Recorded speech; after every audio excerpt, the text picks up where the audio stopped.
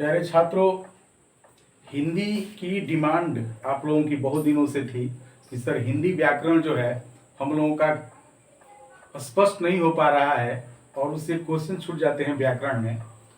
तो मैंने आज हिंदी व्याकरण की जहाँ से शुरुआत होती है, जहाँ से प्रश्न आते हैं, वहीं से मैं शुरुआत कर रहा हूँ। और सबसे पहले मैं वर्ण पे मैं आपके साथ डिस्कस करूँगा।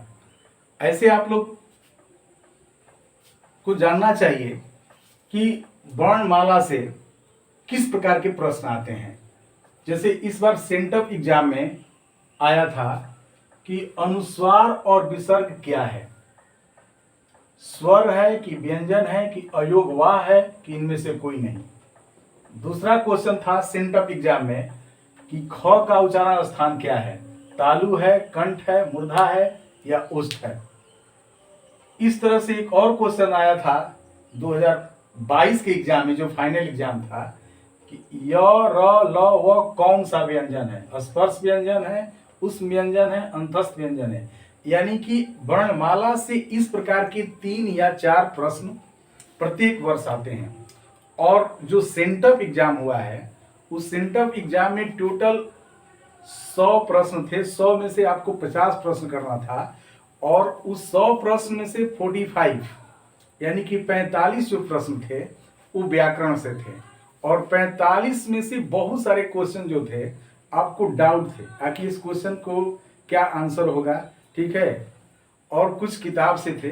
तो 45 में अगर हम लोग 30 क्वेश्चन भी करते हैं व्याकरण से और 20 क्वेश्चन किताब से करते हैं तो हम लोग का 50 एक्यूरेट हो जाएगा, जिसमें 3 या 4 क्वेश्चन वर्णमाला पाठ से आता है। वर्णमाला पाठ से आप बहुत इत्मीनान से समझिए कि जो प्रश्न आते हैं वो आते हैं कि वर्ण किसे कहते हैं, ये आते हैं कि वर्ण कितने होते हैं, स्वर कितने होते हैं, व्यंजन कितने होते हैं, ठीक है, और जो व्यंजन है उसका उच्चारण क्या है। तो इस तरह की जो प्रश्न आते हैं इंटर में, बहुत डीप नहीं आते हैं, बहुत साधारण से प्रश्न आते हैं। अब प्रश्न यह उठता है कि आखिर कोई स्टूडेंट्स उसका आंसर देगा कैसे अगर एकदम नहीं पढ़ेगा, क्योंकि उसके पास फिजिक्स, केमिस्ट्री, मैथ, बायोलॉजी, इसके अलावा वो हिंदी तो पढ़ता ही नहीं है। और हिंदी नहीं पढ़ता है और उसको जानना चाहिए कि हिंदी एक इम्पोर्टेंट पार्ट है, 100 मार्क्स का हिंदी आता है और हिंदी तो थोड़ा सा तो उसको जानकारी लेना ही पड़ेगा। इसलिए मैं 12th क्लास में जितने प्रश्न आते हैं उसमें से सबसे पहले जो वर्णमाला स्टार्ट करते हैं, और वर्णमाला में जितने प्रकार के प्रश्न आ सकते हैं मैं कोशिश करूंगा आपको बताने के लिए। तो सबसे पहले आप समझिए कि वर्णमाला किसे कहते हैं। तो वर्णों के व्यवस्थित रूप को हम वर्णमाला कहते हैं। अब ये प्रश्न उठा है कि आखिर वर्ण किसे कहते हैं। तो वर्ण जो है, वर्ण को हम अक्षर भी कह सकते हैं, अक्षर भी कह सकते हैं। हालांकि वर्ण और अक्षर में थोड़ा सा अंतर है, इसको हम समझाने की कोशिश करेंगे। अब वर्ण क्या है, तो कह रहा है कि वर्ण भाषा की सबसे छोटी इकाई होती है। देखिए, वर्ण भाषा की सबसे छोटी इकाई होती है। अब ये प्रश्न भी कई बार आ चुका है कि भाषा की सबसे छोटी इकाई क्या होती है, तो वर्ण होती है, ठीक है। और भाषा की सबसे बड़ी इकाई क्या होती है, तो उसे वाक्य कहते हैं। तो एक प्रश्न ये समझने की कोशिश करिएगा जो हम लोग को ऑब्जेक्टिव में आएगा 12th क्लास में, कि भाषा की सबसे छोटी इकाई क्या होती है, तो वर्ण होती है। और भाषा की सबसे बड़ी इकाई क्या होती है, तो वाक्य होता है। अब ये बात होती है, कभी कभी क्या करता है ना कि आपको ये परिभाषा दे देता है, डिफिनेशन देता है, और 4 जो ऑब्जेक्टिव उसमें देता है कि वर्ण है कि क्या हो। जैसे देखिए, वर्ण भाषा की सबसे छोटी इकाई होती है जिसके और खंड नहीं किया जा सकते हैं, जिसके और खंड नहीं किए जा सकते हैं, जिसको टुकड़े नहीं किए जा सकते हैं, उसे हम वर्ण कहते हैं, ठीक है। दूसरा क्वेश्चन ये आता है कि हिंदी वर्णमाला में टोटल 52 वर्ण होते हैं, एकदम कॉन्फिडेंस के साथ। अब देखिए, बहुत सारे स्टूडेंट्स हैं 52 है, 54 है, 55 है, इस तरह से कंफ्यूज रहते हैं। आज की डेट में जितने भी लोग हैं वो सभी ये मान्य है, ये मान चुके हैं आखिर हिंदी वर्णमाला में टोटल 52 वर्ण था। अगर ये प्रश्न आता है आखिर वर्णमाला में टोटल कितने वर्ण हैं, तो आप 52 एकदम कॉन्फिडेंस के साथ टिक करिएगा, 52, ठीक है। अब हम लोग बात करेंगे, ठीक है, कि आखिर वर्ण कितने प्रकार के होते हैं। ठीक है। मैंने कहा कि वर्ण और अक्षर में आपको अंतर सुझाएंगे, तो वर्ण और अक्षर में कि वर्ण को टुकड़े नहीं कह सकते हैं। जैसे मान लीजिए कि वर्ड है आपका कलम, तो इस कलम वर्ड में अगर कोई आपसे पूछता है कि कितने अक्षर हैं, तो आप कहेंगे कि इसमें 3 अक्षर हैं, अक्षर 3 है। अगर फिर पूछेगा कि वर्ण कितने हैं, तो आप इसमें कलम, तो क देखिए क अ, इस तरह से आधा क और अ, फिर ल में आधा ल और अ, फिर म में आधा म और अ, इस तरह से मिलकर के बने, तो इसे हम वर्ण कहते हैं, इसे हम वर्ण कहते हैं। तो वर्ण कितने हो गए? 6।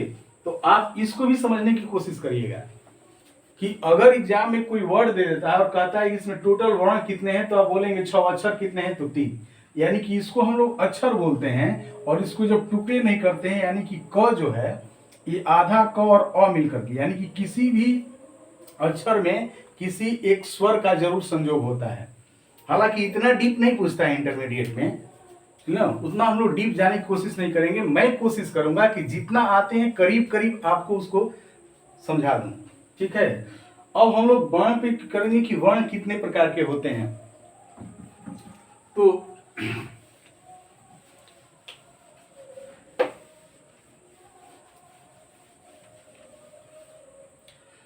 देखिए, जो वर्ण है वो 2 प्रकार का होता है।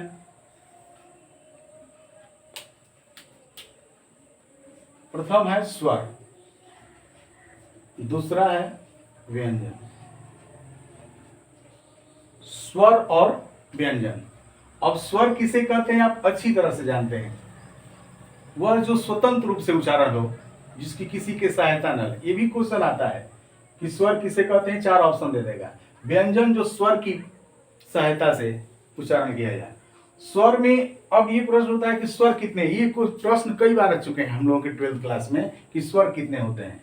तो स्वर हम लोग इस तरह से देखें कि स्वर में अ होता है, आ होता है, ई होती है, दीर्घई होती है, री होता है, उ होता है,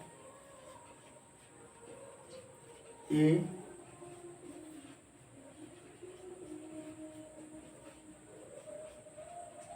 ये टोटल हम लोगों का 11 स्वर होते हैं। ये 11 स्वर होते हैं, इसको हम लोग जानेंगे ऑब्जेक्टिव के लिए। हालांकि प्रश्न भी कई बार आता है कि स्वर कितने हैं, तो 11। और स्टूडेंट्स ये कंफ्यूज होता है कि नहीं 13 होते हैं, तो उस 13 पे कंफ्यूज नहीं होना है। एक इसको मानता है कि ये भी स्वर है, और इसको एक मानता है कि ये भी स्वर है। तो देखिए यही प्रश्न आया था हम लोगों का, अंग और अ। अंग को हम लोग अनुस्वार कहते हैं, देखिए अंग को हम लोग अनुस्वार कहते हैं, और अ को हम लोग विसर्ग कहते हैं। देखिए हम लोग का सेंटअप एग्जाम में यही आया हुआ है, सेंटअप पे हम लोग का यही आया है आखिर अनुस्वार और विसर्ग क्या है। तो अनुस्वार और विसर्ग न स्वर्ग है न व्यंजन है, ये अयोगवा है। देखिए अंग को अनुस्वार कहते हैं और अ को विसर्ग कहते हैं, और दोनों को हम लोग अनुस्वार और विसर्ग को क्या कहते हैं, तो अयोगवाह कहते हैं। हम लोगों को फाइनल एग्जाम के लिए इस बात को ध्यान रखना है कि अंग को अनुस्वार कहते हैं। ये भी क्वेश्चन ऑब्जेक्टिव में बन सकता है कि अंग क्या है। अब लिखेगा अनुस्वार है, योग्याग है, व्यंजन है, तो अनुस्वार है। अ को हम लोग विसर्ग कहते हैं, और दोनों को अनुस्वार और विसर्ग को हम लोग क्या कहते हैं, अयोगवाह। तो ये स्वर में नहीं आता है, ये अयोगवाह में आता है। यही क्वेश्चन आता है, इसका आंसर होगा सी। इस तरह से तो अभी तक हम लोगों ने क्या समझा कि वर्ण किसे कहते हैं, और वर्ण 2 प्रकार के होते हैं, स्वर और व्यंजन। ठीक है, स्वर टोटल कितने होते हैं, 11। और स्वर भी 2 प्रकार के होते हैं, स्वर भी 2 प्रकार के होते हैं। अब ध्यान दीजिएगा, बहुत आसान है। अ को, और देखिए ये ई को जिसे हर्षई कहेंगे, और उ को, और इस री को, 4 को हम लोग स्वर जो है 2 प्रकार के होते हैं। ये स्वर 2 प्रकार के होते हैं, एक हर्ष स्वर कहते हैं और एक दीर्घ स्वर कहते हैं। ठीक है, हर्ष स्वर और दीर्घ स्वर, खूब ध्यान दीजिए बढ़िया से। हर्ष स्वर और दीर्घ स्वर, ये हर्ष स्वर और दीर्घ स्वर कहते हैं। तो हर्ष स्वर में देखिए अ आता है, ई आता है, री आता है, उ आता है, ये हर्ष स्वर में आता है। बाकी के आपके दीर्घ स्वर में आते हैं। तो स्वर, एक वर्ड और जो है, ठीक, उसको समझने की कोशिश करिए।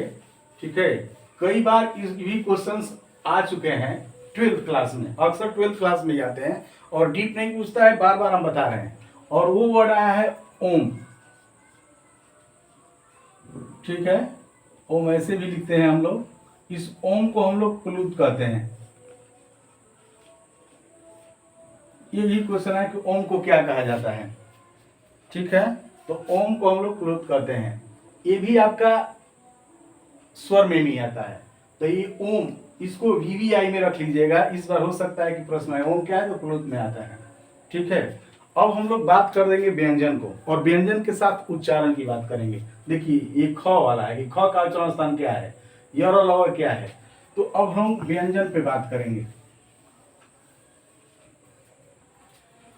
स्वरों की सहायता से जिसका उच्चारण उसे हम व्यंजन कहते हैं, व्यंजन। अब इस व्यंजन को हम लोग 3 भागों में बांटे हैं, यानी कि व्यंजन 3 प्रकार का होता है। और एक व्यंजन होता है स्पर्श व्यंजन, चाहे स्पर्शी व्यंजन भी कहते हैं। दूसरा है अंतस्थ, अंतस्थ व्यंजन। और तीसरा है उष्म व्यंजन। देखिए, स्पर्श व्यंजन, अंतस्थ व्यंजन, उष्म व्यंजन, ये व्यंजन है। कई बार ये क्वेश्चन ऑब्जेक्टिव में हम लोग का आता है कि स्पर्श व्यंजन कितने होते हैं, तो स्पर्श व्यंजन टोटल 25 होते हैं। 25 हमारा टोटल स्पर्श व्यंजन 25 होते हैं। और किसको कहते हैं, तो क, ख, ग, घ और अंग, इसको हम लोग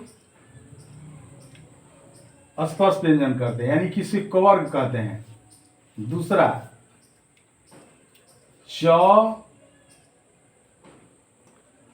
चवर्ग जो होता है, चवर्ग। तीसरा टवर्ग, चौथा त्वर्ग और पांचवा पवर्ग। पांचवा जो होता है पवर्ग होता है। इसको हम लोग, यानी कि इसका 5, इसका 5, इसका 5, इसका 5 और इसका 5, 25, ये 25 स्पर्श व्यंजन में आते हैं। अब सबसे जो बेहतरीन चीज आपको समझना है, जो आपके एग्जाम में हमेशा आते हैं, क, ख, ग, घ, अंग, ये कवर्ग हो गए। यानी कि इसका उच्चारण जो होता है, इसका उच्चारण जो होता है कंठ होता है। देखिए क्वेश्चन आया है कि ख का उच्चारण स्थान क्या है, तो कंठ, ये कंठ होता है। चवर्ग, चवर्ग में क्या आएगा, च, छ, ज, झ और य, ये चवर्ग में आएगा। इसका उच्चारण जो होता है, ठीक है, इस च, छ, झ, इसका उच्चारण होता है तालु, इसका तालु होता है। ठीक है, तालु याद रखिएगा। क, ख, ग, घ, अंग, ये आएगा एग्जाम में जरूर। इसमें 2 क्वेश्चन आए हैं इस बार सेंटअप में, 2022 में भी आए 2 क्वेश्चन है। तो क, ख, ग, घ, अंग, ये कवर का कंठ से होता है। च, छ, ज, झ, य, टवर, और टवर का जैसे ट हो गया, ठ हो गया, ड हो गया, ढ हो गया और ण हो गया, इसका उच्चारण स्थान, ठीक है, इसका मूर्धा हो जाएगा, मूर्धा हो जाता है। ये देखिएगा टवर्ग का। और त्वर्ग, त्वर्ग में त आएगा, थ आएगा, द आएगा, ध आएगा, न आएगा, और इसका उच्चारण स्थान जो है दंत हो जाता है। और पवर्ग में प, फ, ब, भ और म। अभी जो आया था, ये भी आया था कि फ का उच्चारण स्थान क्या है, तो इसका उष्ठ हो जाता है, उष्ठ हो जाता है। तो ये सबसे बेहतरीन चीज जो आपको समझना है, ठीक ना। इसमें से एक क्वेश्चन जरूर रहेगा इस साल, यानी कि 2023 में हम लोग का अवश्य क्वेश्चन रहेगा। क, ख, ग, घ, अंग, इसका कंठ होता है। च, छ, ज, झ, य, इसका तालु होता है। ट ठ ड ढ अ, इसका मूर्धा होता है, त्वर्ग यानी इसका दंत होगा और इसका ओष्ठ होगा। उच्चारण ये आता है किसका, जैसे आया है ना कि ख का उच्चारण स्थान क्या है, उसी तरह से इसमें बदल देगा क्वेश्चन और ख के जगह पे क्वेश्चन आपको ये दे देगा, ठीक है, कि आपका ड का उच्चारण स्थान क्या है, आप तुरंत लिखेंगे मूर्धा। इस तरह से इसको प्रैक्टिस करिएगा। दूसरा इसका ऑब्जेक्टिव आ जाएगा कि इसे स्पर्श व्यंजन कहते हैं, इसे स्पर्श व्यंजन कहते हैं, स्पर्शी व्यंजन भी कहते हैं। टोटल 25 होते हैं, इसको बेहतरीन ढंग से समझिएगा। ये क्वेश्चन दूसरा, व्यंजन 3 होते हैं जिसमें आपको स्पर्श क्लियर हो गया। अब हम लोग अंतस्थ व्यंजन पे आएंगे।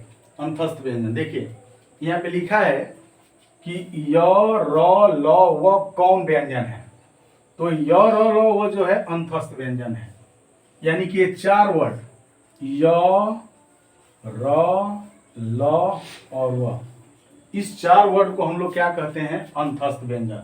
और उष्म व्यंजन में देखिए ये स और ये स,